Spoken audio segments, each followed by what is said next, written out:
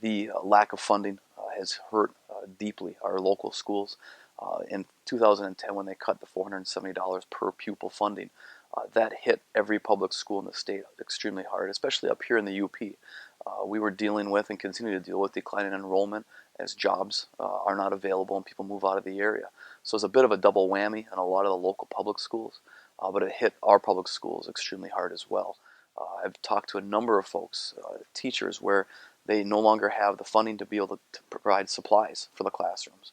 Um, it's extremely difficult to teach a class without supplies, and those teachers are being forced to provide for those supplies out of pocket.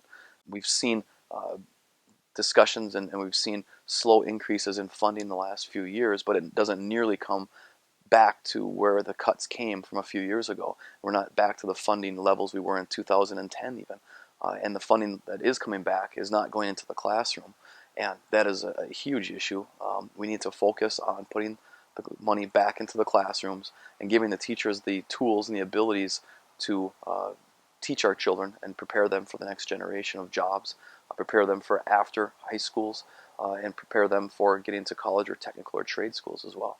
When I go to Lansing, one of my first priorities is to restore funding back to public schools and putting the money back in classrooms where it belongs with the children, with the priority being the children for the best success they possibly can reach and giving them the tools to do so.